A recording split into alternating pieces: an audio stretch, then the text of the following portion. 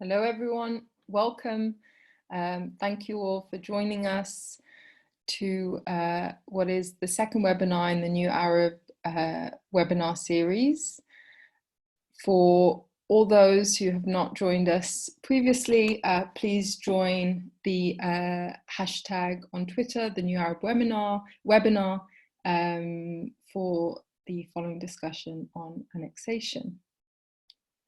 So this time our focus will be on the Spectre of annexation, 72 years after the Nakba. For anyone who doesn't know, the New Arab is a progressive and diverse London-based news organization covering the MENA region with a focus on democratic transition, human rights, and social and economic justice. My name is Malia Bouatia, and I will be chairing the panel this evening. We're excited to be hosting our distinguished guests, Suhaid Bishara and Abdelhamid Siyam, both specialists on the subject of annexation, but each with a particular insight and experience. As we mark 72 years since the Nakba, the Palestinians' ongoing catastrophe when 750,000 people were ethnically cleansed from Palestine and nearly 500 villages destroyed, we also reflect on the response to the ongoing process of Palestinian dispossession and Israeli colonization, particularly in the face of the Trump administration's deal of the century. The Netanyahu-Gantz unity government has made it clear that further annexation of settlement blocks is now very much on the table and has its sights set on intensifying its formal control of the Jordan Valley. In fact, proposals are set to be put before the Knesset on the 1st of July of this year. The complicity of international players like the US, whose Secretary of State, Mike Pompeo, declared that when it comes to annexation, the Israelis will ultimately make those decisions. In addition to a strengthened, newly formed Israeli government and the lack of international outcry, the task of resistance and solidarity is enormous and necessary now more than ever. In light of all this and more, we'll now hand over the virtual platform to our speakers. Firstly, we'll be hearing from Suhaid Bishara, who is the director of the Land and Planning Unit at Adala, the legal center for the Arab minority rights in Israel. She served as lead lawyer in landmark international humanitarian law cases concerning Palestinians in the 1967 occupied territory and constitutional human rights cases regarding Palestinian citizens of Israel before the Israeli Supreme Court. She's also a PhD candidate at the King's College School of Law in London. Thank you, Suhaid.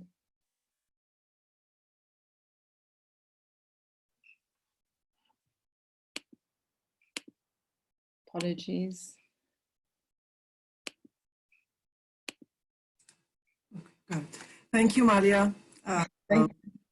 And thank you for inviting me to speak at this important platform. I have basically 3 comments on the topic of the webinar. And I will try to be brief and stick to the 10 minutes time frame that I've been given. My first comment is a general framework of what is happening in the West Bank up until recent years, and then I will address developments on the matter. Over the years, basically, Israel has managed to maintain both problematic political practices on the ground in the OPTs, such as building settlements, exploiting natural resources, violating the rights of Palestinians to property, to life, and many other violations. It's a long list, as most probably a lot of people who are familiar with the case know. At the same time, so far until recently, Israel has maintained a legal paradigm and discourse that does not clash with the international recognized status of the West Bank as occupied territories. meaning that Israel has been governing the OPT under the concept of belligerent occupation based on international humanitarian law, except of course for the case of the East Jerusalem, which was illegally annexed and became under Israeli sovereignty against international law and violation of international law. UN condemned the annexation, and the ICJ advisory opinion has stated that this did not change the status of East Jerusalem as occupied territory. Again, while maintaining the systematic violations almost in all aspects of international law. Keeping that for a long time, in recent years and following a very clear political Israeli Zionist perception, we have seen a shift in the Israeli legal discourse and its legal framing concerning the status of the settlements and the OPTs in general, which started in the past 2 decades, but in more accelerating way. We have seen a shift in 2017 while the Israeli parliament, the Knesset, has enacted something known as the validation law, which basically it's an Israeli parliament law that's valid in the occupied territories for the first time since the history of 67 occupation, and basically targets, basically tries to retroactively validate settlements that were illegally built on Palestinian private land compared to public Palestinian lands in the OPT. Now, the law adopts a totally new legal concept that we have not witnessed up until that moment. In a petition that we filed against the law, the government of Israel stated its position very clearly that Israeli Knesset has full authority and sovereignty to enact laws valid in the West Bank, that the West Bank is conceptually and thus legally part of what's known as the historic land of Israel. That's, of course, mandatory Palestine, and the Jewish people have the natural right to reside all over the area. Compared to that, the Attorney General stick to the international humanitarian law, and there was a huge discussion with the government along these lines, not in the logic of settlements, not in the logic of legitimizing the settlements, but the legal way to do that and to maneuver through legitimizing such internationally illegal acts. And then in 2018, we have all witnessed the enactment of the basic law of Israel as a Jewish nation state, which has a constitutional status. It's basically part of the Israeli constitutional framework, and it gives a constitutional, further constitutional framework that allows annexation. How? It states as a principle that the land of Israel, again, historic Palestine, is the homeland of the Jewish people. It says that Jewish settlement is a constitutional value, and of course, Jewish cultural supremacy. Now, all of these shifts are basically framed under guiding principles that we can outline very briefly as the following. First, like, only the Jewish people have the right to self-determination in the area. And when I say the area, that means historic Palestine. This is one of the main principal guidelines following these legal changing in Israel. Palestinians are not people entitled for a state based on the UN Charter.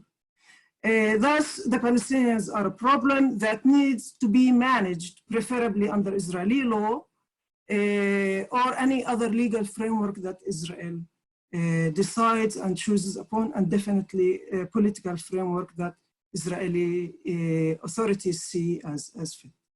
If we recall, these are the same basically guidelines and principles that Netanyahu-Trump plan has drawn in what's known the deal of the century: no Palestinian right to self-determination in a full sovereign state with territorial integrity. Palestinians will get, for the most, self-governing enclaves. The whole area will remain under effective Israeli military control, bypass roads, no right of return for the Palestinian people, segregation, and demographic engineering, which is basically a normalization of the illegitimate political and territorial control of the occupied area and the Palestinian people. And of course, as you mentioned, Manja, this followed by the coalition agreement that was signed in late April between the Likud and blue and white parties, which set annexation as an important and urgent matter to be pursued this summer. Now, based on our past experiences, a few legal scenarios are possible to finalize and formalize the annexation. One format could be adopting again what has been done previously in East Jerusalem, putting the area under full sovereignty of Israel, then declared as the capital of Israel in a basic law. And we have the form of what happened in the Syrian-occupied Golan Heights, which basically validating the Israeli law in the area. And of course, there could be other forms that would be developed. Now, my second comment is the effect of such formal annexation. And of course, I'm aware that many say, and rightly so, that de facto annexation is already happening on the ground for many years in terms of settlement, Israeli control of every aspect of what's happening in the West Bank and so on. But still, I think as we have witnessed in East Jerusalem and again in the Golan Heights and in 48 as citizens, as residents, as refugees, formal annexation would change a lot on the ground, conceptually, legally, and in the way Israel can handle the area. Obviously, we're talking about full Israeli sovereignty as a Jewish state, which is very important, which means applicability of Israeli law, no more to justify actions from security perspective based on international humanitarian law.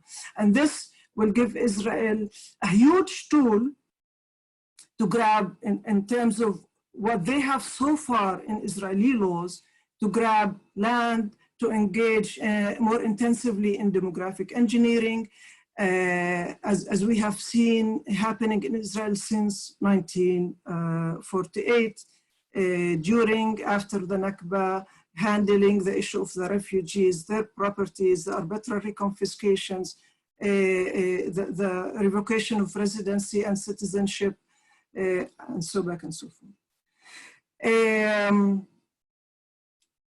Now, having said that, and this would be my last comment, now, even before these recent developments that we are witnessing, we have enough indications, as I mentioned, and evidence to realize clearly where Israel is heading, even without the drama of a formal annexation where Israel clearly declares its sovereignty on parts of the West Bank. Although one would expect it to come, following the history of the Israeli policies since the Nakba through 67 and the developments that followed Oslo Agreement and so on. But still, I think the current discussion is very important because it sheds light on what has been going on for years, in the meaning that even if an actual formal annexation does not take place eventually, and based on our experience in terms of geodemographic changes, the conceptual framework within which Israel has governed the OPT and the Palestinian people, and its territoriality. This should trigger more discussions about, reframing basically, and probably reconceptualizing our observation and analysis on what is the current situation and what are the current threats in Israel and occupied territories, and generally vis-a-vis the Palestinian people, including the need, since we are talking about the annexation, including the need to rethink how we define annexation and try to challenge the formalistic conception on that matter, a process that has started gradually in recent years and should definitely continue. I think I will stop here and then maybe elaborate on more issues during the Q&A. Thank you, Sahad.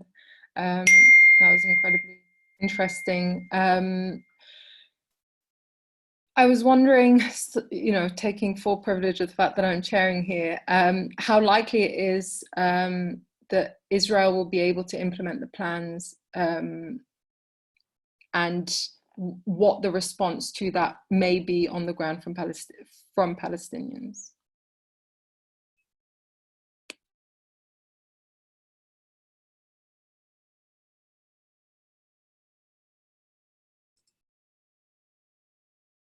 Basically, since the coalition agreement has been signed, we have seen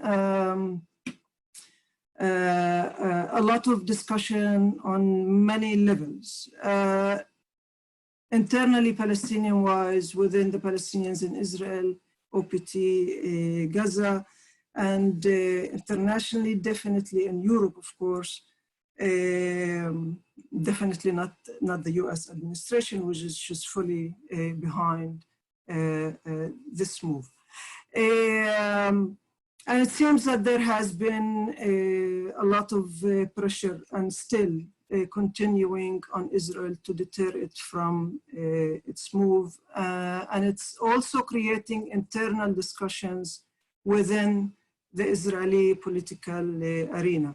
Whether that would bring to a shift in the decision to annex or not, I doubt that. It might affect the timing, it might affect the formation of the annexation, but I think we already started witnessing a shift in the concept of Israeli and how it sees the occupied territory. I think it will continue. And the question is how long it will take, which form it will take, and so on. And again, we have witnessed in the past annexation in East Jerusalem that did not really bring to any meaningful international movement and pressure to deter Israel from that. Of course, now we are talking about different international politics, a new perspective on international law, but I really doubt that something will really dramatic happen to make a dramatic change in the Israeli policies. Thank you. Next, we have our second speaker, Dr. Abdelhamid Siyam, who is a professor of political science and Middle Eastern studies at Rutgers University, the State University of New Jersey since 2007. He has worked for the United Nations for over 25 years as political affairs officer, information officer at the Office of the Spokesman for the Secretary General, spokesman for the UN mission in Western Sahara, Pakistan and Afghanistan, Iraq, and Chief of Radio and News Center at the Department of Public Information. CM is also a freelance consultant for the UNFPA and the ILO on media, communications, and population. Over to you, Doctor. Thank you so much, Malia. Thank you, Suhad, for sharing this panel with you. I'm very proud to be part of this important panel. I want to say that from the beginning that international law is not a la carte, as the German ambassador said. It's not pick and choose. It's a body of instruments that should be taken as a whole. All those instruments, all those conventions, agreements, accords, resolutions, declarations, charter, they come all together to be what we call international law. They have been debated, they have been discussed, they have been amended, and finally they have been accepted by the international community, and they went into force. And normally there is time between signing and going into force. So they come together to control people's and states' behavior. I look at international law as just like a traffic signs in a busy intersection.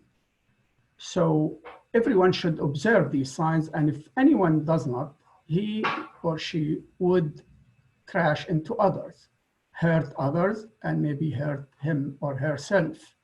So that's why these international laws are the road sign that telling countries how to behave. In fact, there are many leaders and many states did not behave according to international law. So there are measures to impose some punitive measures against those violators. There is a system. If you don't follow international law, there should be a price to pay. And there is 2 chapters to deal with that in the UN Charter, Chapter 6 and Chapter 7. It happened in the past. Violators normally punished. Can give you many examples from Milosevic in Serbia to many ruthless dictators in Africa, Charles Taylor, Senko in Sierra Leone, in Uganda, in Iraq. When Iraq occupied Kuwait, there had been parcels of punishment. As we speak, there are some sanctions imposed on many countries, from Congo to Iraq, to Iran, to North Korea. For example, North Korea, there is a package of UN resolution to punish North Korea because they are not abiding by international law. Exception to the rule, there is one state only in the UN history that has not been punished. And at the same time, it has been in violation of every aspect of international law. Of course, it takes time for me to explain, but I have to pick and choose because we have a very time limit on this encounter. So I'll try just to mention a few, and maybe the question and answer will cover things that I don't mention. First, Israel is in violation of the UN Charter. Article 25 of the UN Charter states that countries who join the UN, members of the UN, should accept and carry out Security Council resolutions. And we can talk now about so many resolutions. We're not talking about 1 or 2 or 5 or 10, so many Security Council resolutions, let alone the GA, the General Assembly. But let me just give you examples. I mean, the last resolution was 2334, which was adopted in December 2016 about settlement and about Jerusalem and about Israeli abiding with, by international law regarding the changing the demographic and cultural aspect of Jerusalem. There's so many details in that resolution. There are many resolutions about Jerusalem, which have been adopted so many times. I mean, resolution 251 was adopted in 1968. Resolution 271 was adopted after burning the Al-Aqsa Mosque in 1969. 2 important resolutions were adopted when Israel passed their basic law in 1980, resolution 476, 478. And there are many other resolutions, settlement, there are many resolutions on the wall, other resolution on the natural resources. So there is a body of resolution. It's not because, as Israel claimed, that it's being targeted by so many resolutions. It's simply because it is being occupying a land that it doesn't belong to it. As long as occupation is maintained, as long as international community will come back to the same issue, pass resolutions. That is what the international community had in its disposal as a weapon to punish the violator of international law. I'll go to another important instrument that we can judge Israel to that instrument, which is the Fourth Geneva Convention, which was adopted in 1949, which had to deal with the behavior of the occupier in occupied territories. And there's so many details in it. So I don't want to go into that, but between Article 49 and 78, it deals directly with occupation. And every item, it applies to Palestinian people under occupation. From like moving part of their population to the occupied territories and the other way around, to building settlement, to destruction. Article 53 of this, it talks about destruction of property, which is Israel does that on daily basis. So this instrument, the UN has been going back again and again to it. And in 1993, in fact, the UN General Assembly and the Security Council endorsed the idea that the Fourth Geneva Convention is becoming a normative law, which makes it obligatory. It makes its implementation an obligation in all states. And Israel is a member of the Fourth Geneva Convention. I'm not talking even about other conventions that Israel did not join. I'm talking about these conventions which Israel joined. Yeah. That is, I strongly recommend that people will review the Fourth Geneva Convention, especially Articles 49, talking about the settlers and the settlement and settling the land that doesn't belong to them. Occupation itself is a crime against humanity itself, and a war crime, occupation.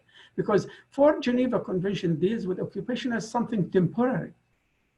And they tell the occupier how to behave regarding these civilians. So they don't expect that occupation will go on and on and on. And what Israel is now trying to convince the world, it is not occupation, and the occupied land, it is not occupied land. That is what is, in fact, that's what the basic law said. And when they passed that citizenship resolution, they made settlement, as my colleague Suhad said exactly, it's a Jewish value. That means they not only endorse settlement, but they encourage it because it's a Jewish value. You have to live up to your Jewish values and go and settle in the occupied Palestinian territories. I could talk about the other conventions. For example, the Convention of 1951 about refugees, Israel in violation of that. I mean, the UN had at least 45 times emphasized the right of the Palestinian to return, which has not been implemented. Even those who were displaced after 67 war, there's a resolution 237 also calling for those displaced in 1967 war to go back to their homes.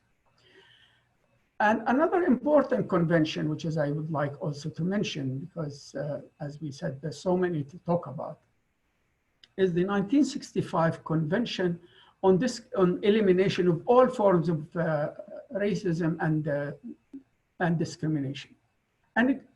And clearly it shows that Israel is in violation of this agreement, which is Israel also part of it.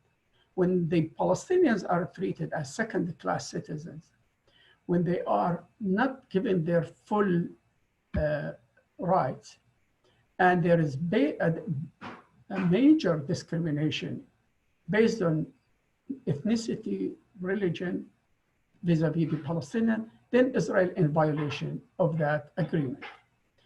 Another important agreement that Israel is in violation of is the right of the child, the 1989 Convention on the Right of the Child.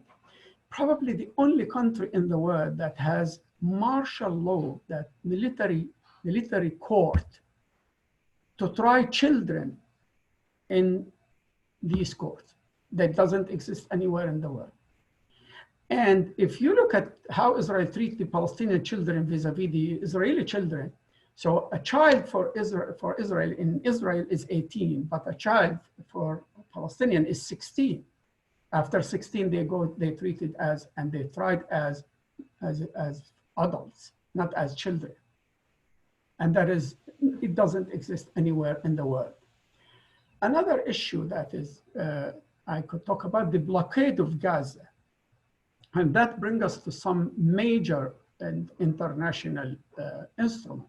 For example, the collective punishment is a crime against humanity.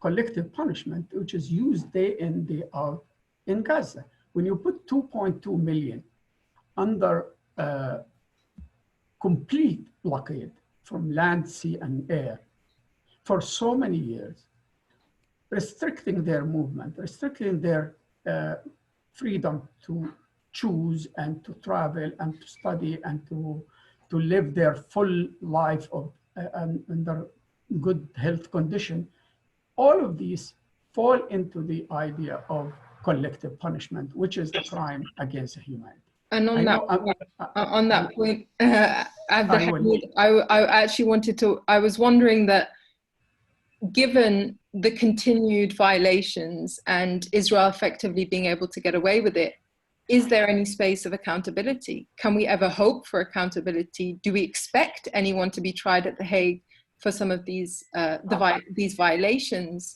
What are your thoughts?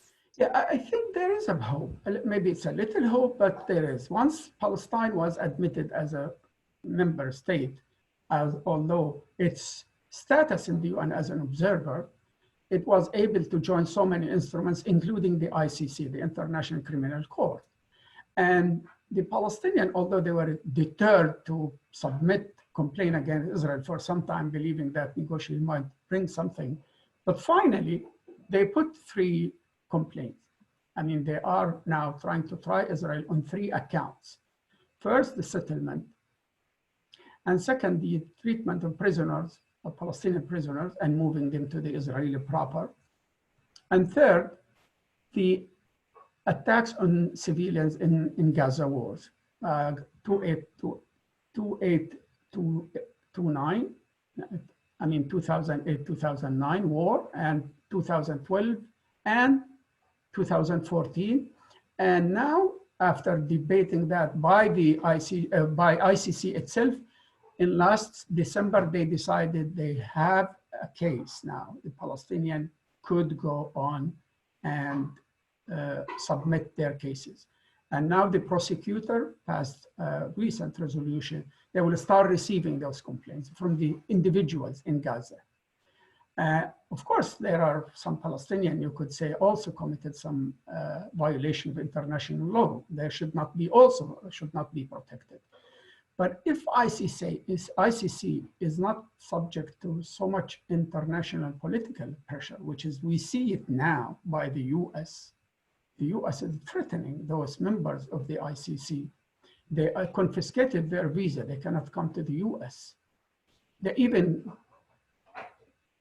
threatening with severe punishment if they try to put any Israeli on trial. However, the ICC should continue to do its job neutrally and objectively. Otherwise, it will lose its status completely. So there is a little hope. I know it might take time, but I mean, just 2 days ago or 3 days ago, one of the war criminals in Rwanda, who was at large, was arrested recently. So that sometimes we could hope for an accountability with those who committed war crimes and crimes against humanity. Thank you, Doctor. We've got quite a few questions that have come in from those watching. I'll start off with one directed at Suhed. Is one state more likely, and if so, should Palestinians unite behind the one state platform?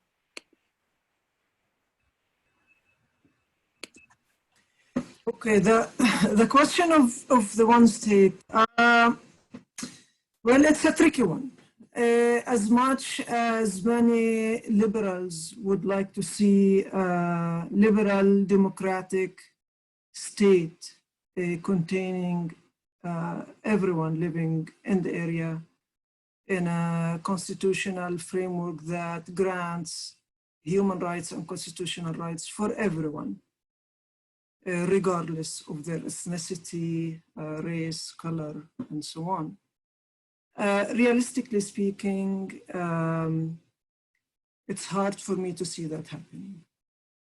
As much as many people would want that to happen, and I'm aware, of course, that there are many discussions within the Palestinians, within the Israeli activists along that. The reality on the ground is very clear.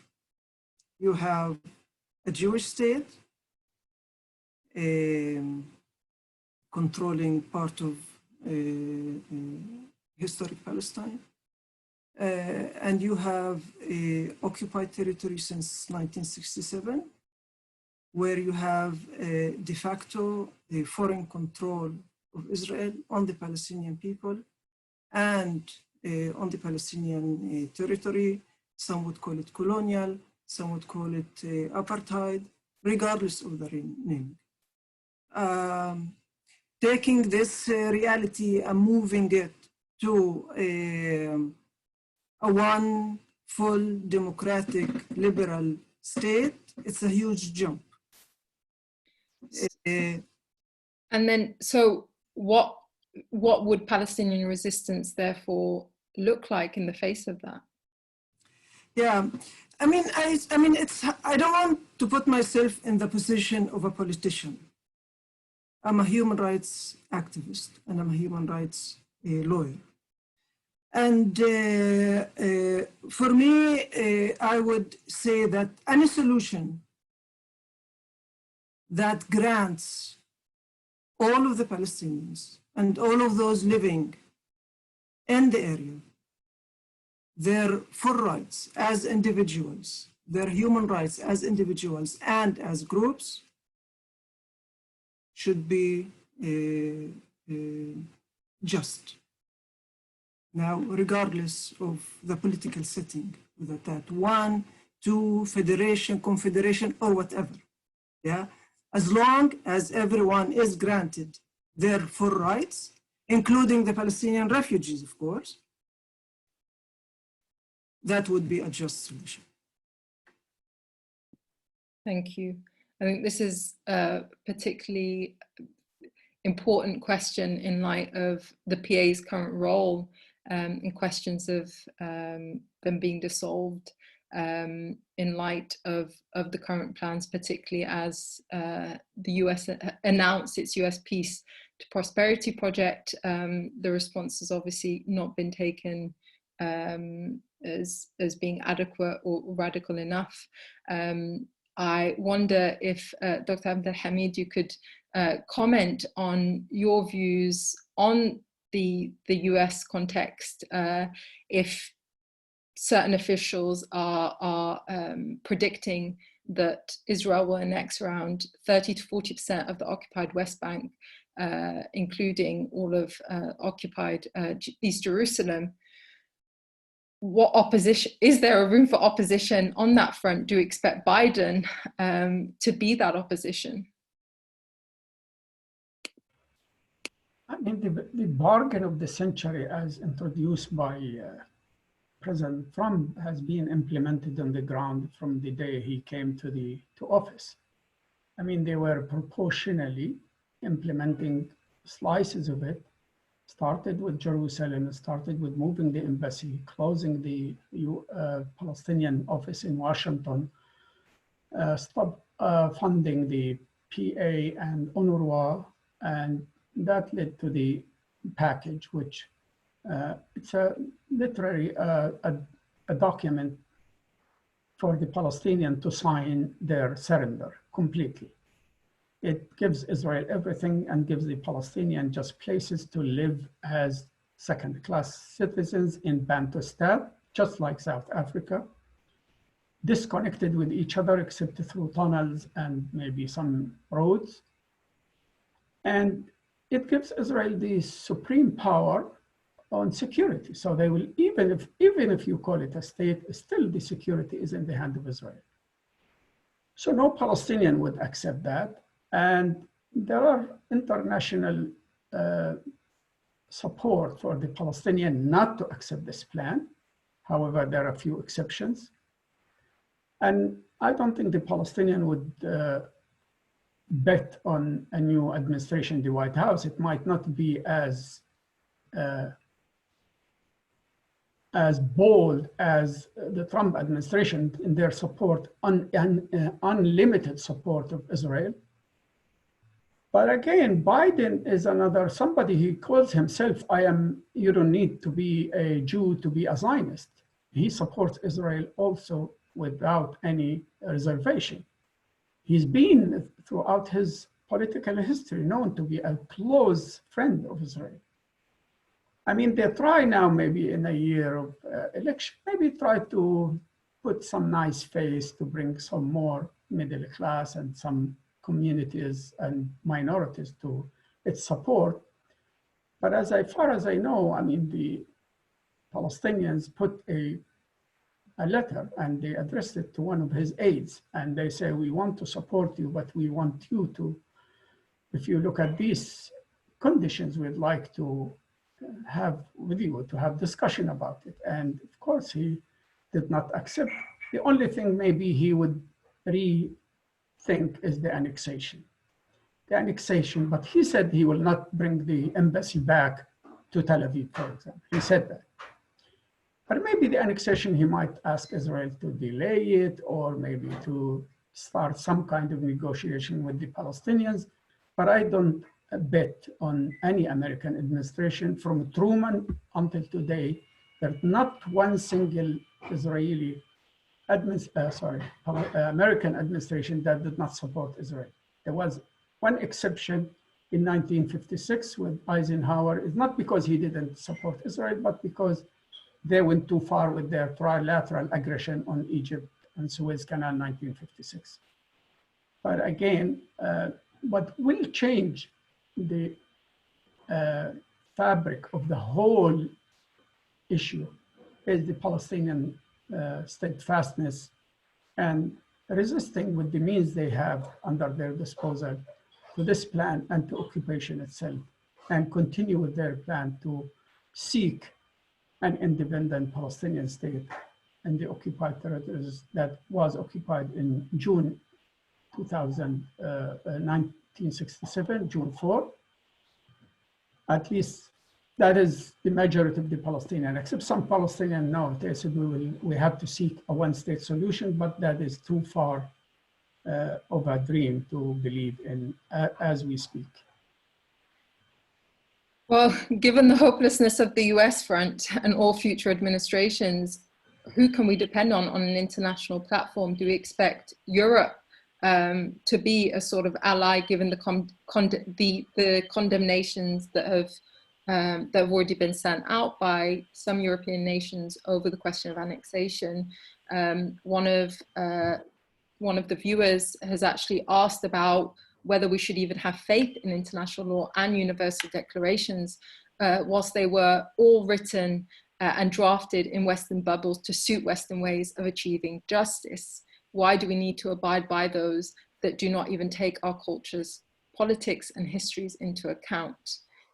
Can we depend on anyone at this point on an international? No, I agree. I mean, we should not depend on them. But international law, it's good to be on your side while you're struggling.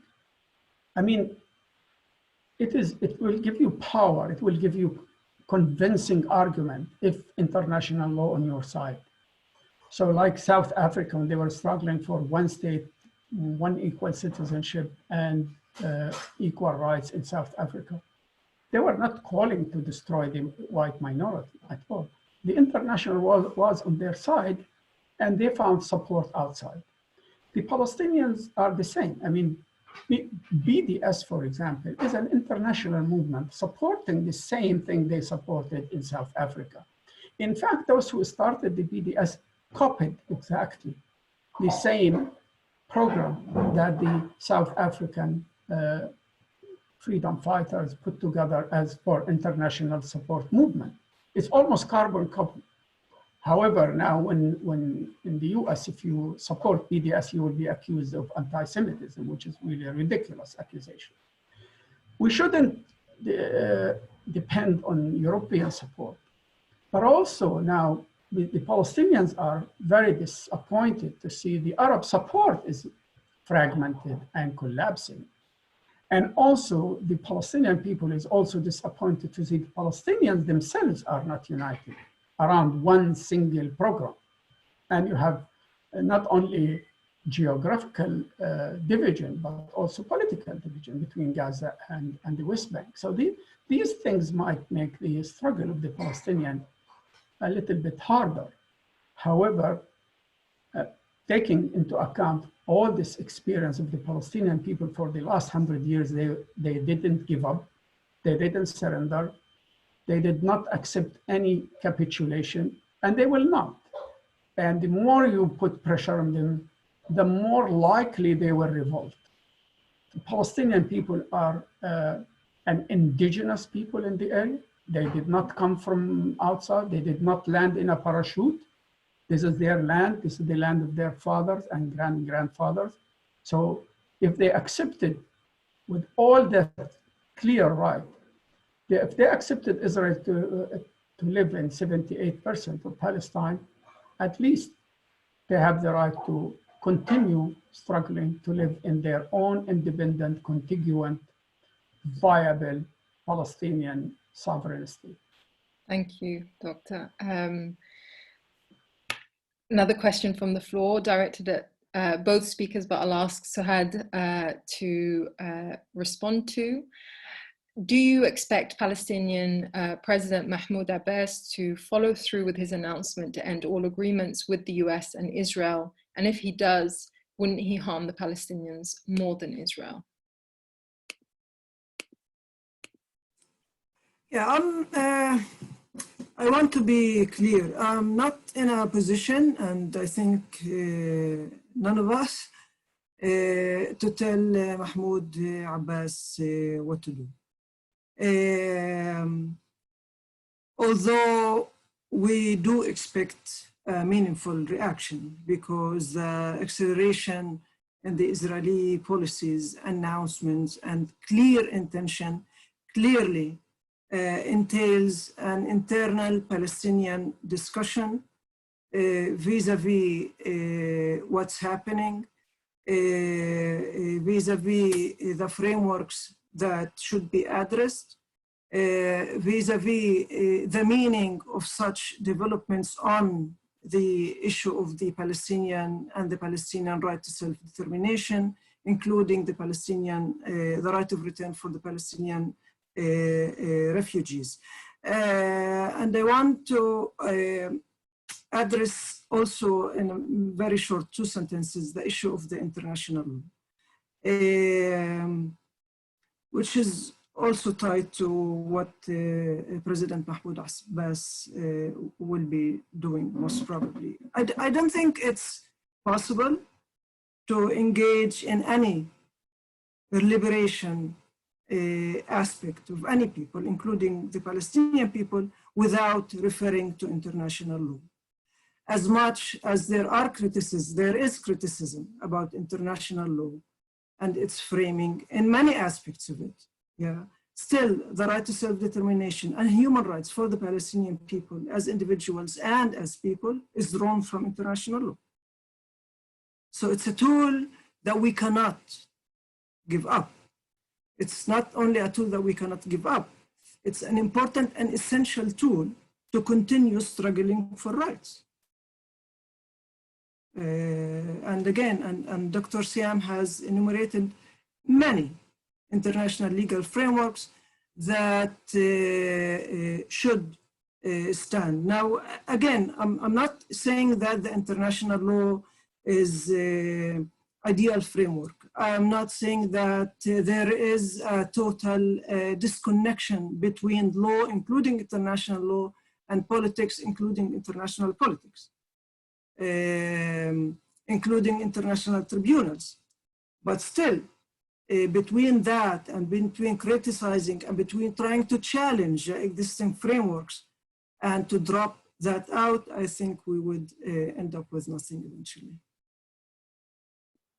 Thank you, Sahad. Another question directed to you.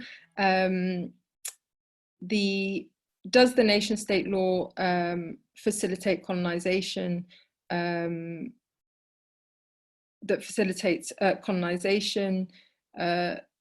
Is it likely to be in full throttle if annexation goes ahead?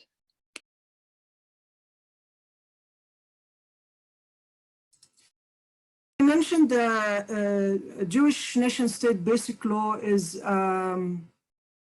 in the hierarchy of law, it's within a status of constitution, meaning it has a constitutional normative framework that will affect administrative decision-making by the government administrator. It will affect the interpretation of existing laws, and it will interpret and affect future laws that will be enacted in the Knesset. Now, declaring in the basic law the land of Israel, the historic mandatory Palestine, as the historic homeland of the Jewish people will have an effect, and it will facilitate the future annexation and any legal framework that Israel decides to adopt. Like when we petitioned against the validation law, one of the claims or one of the discussions that it raised that Israel has, the Israeli parliament enactor has no authority to enact extraterritorial outside the recognized territory of Israel, which is the Ceasefire Agreement of 1949. And part of resolving this issue is the basic law, because it's a constitution. It sets a principal constitutional framework that Israel perceives in the whole area, including Israel and the 67 occupied territories. And it will be the constitutional framework that will enable and facilitate any legal actions taken by Israel to pursue the annexation in the future. Thank you. I don't know if you had any contributions to that, Dr. Abdelhamid.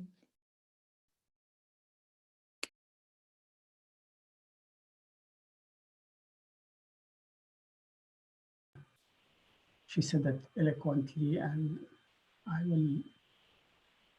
will reserve my right to make more comments on issues that I am familiar with, especially with international law.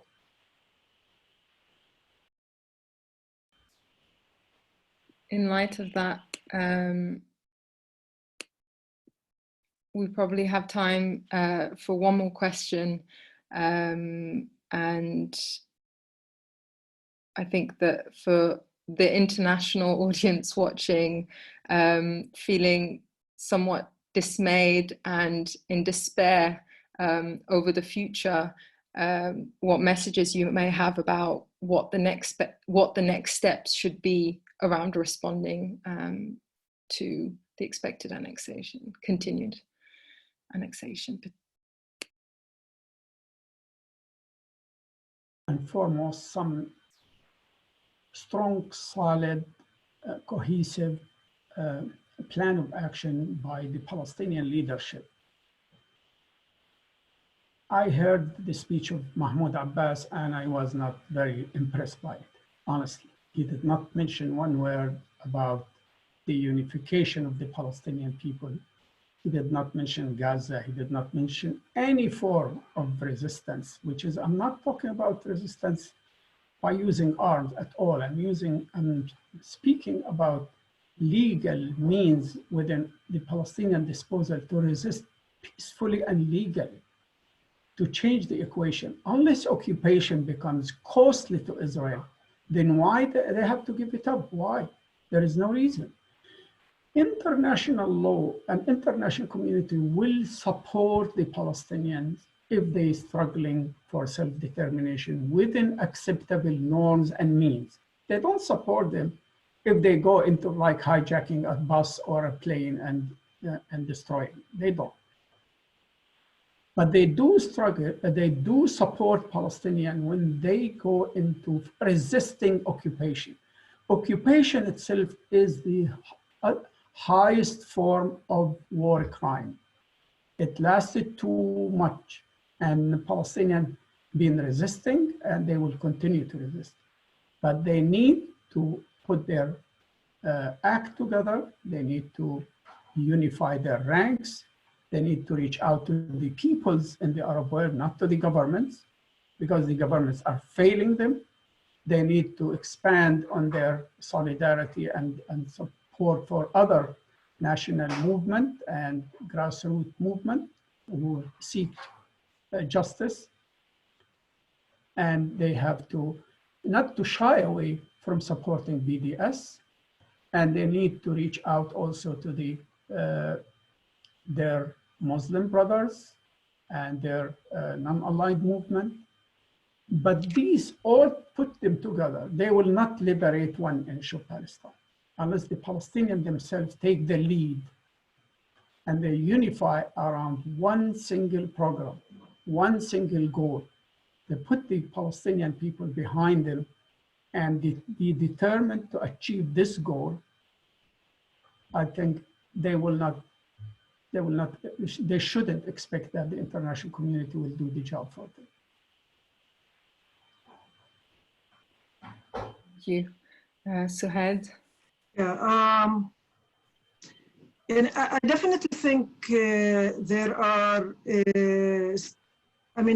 there's still space for up the international legal struggle for a Palestinian state.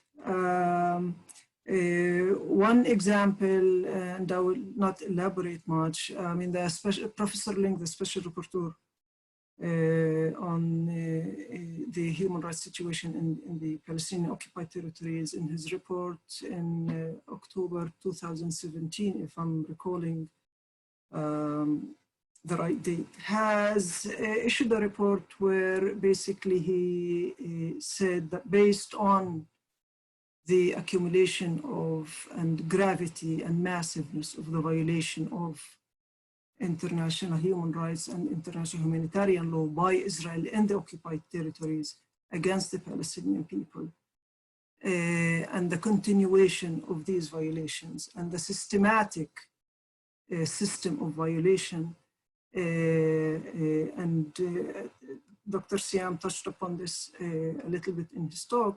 He said we should seek legal discourse to declare the occupation as such as illegal. And of course, there is the ongoing procedures with the ICC that we still don't know how it will end. But there is a lot of space still to exhaust within the international law, including the UN and international law discourse, and definitely lobbying, especially the European Parliament and the European states on the right side of this formation.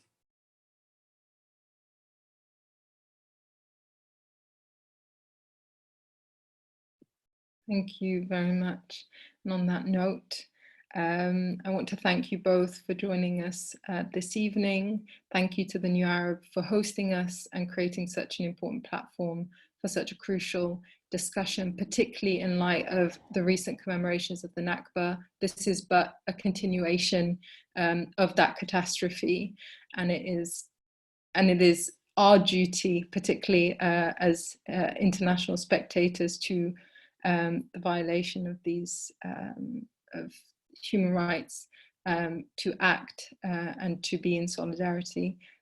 Thank you both for joining us. To all those watching, keep up to date with upcoming webinars via the New Arab, which can be found across all social media platforms. Thank you very much. Thank you.